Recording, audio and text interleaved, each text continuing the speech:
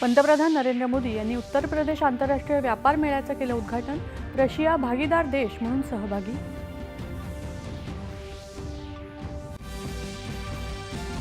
वस्तू आणि सेवा करात करण्यात आलेल्या सुधारणा म्हणजे भारताच्या विकास गाथेला नवे पंख देणाऱ्या संरचनात्मक सुधारणा असल्याचं पंतप्रधानांचं प्रतिपादन।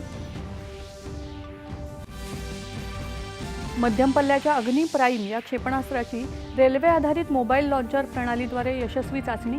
ही क्षमता बाळगणाऱ्या निवडक देशांमध्ये भारताचा समावेश।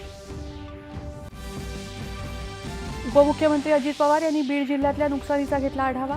नुकसानीचे पंचनामे सुरू झाले असून अतोनात नुकसान झालेल्यांना तातडीची 5,000 रुपयाची मदत। राज्यातल्या पूरग्रस्त भागांना सत्ताधारी पक्षांसह विरोधी नेत्यांची ही भेट। नुकसानीची पाहणी करत पूरग्रस्तांशी साधला संवाद। लेह लडाखमधल्या हिंसाचाराच्या पार्श्वभूमीवर नायब राज्यपाल कविंदर गुप्ता यांचं शांततेचं आवाहन।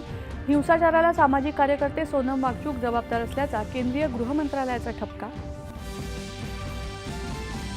आणि आशिया क्रिकेट स्पर्धेत बांगलादेशला नमवून भारत अंतिम फेरीत दाखल। अभिषेक शर्मा सामनावीर। नमस्कार। एकच्या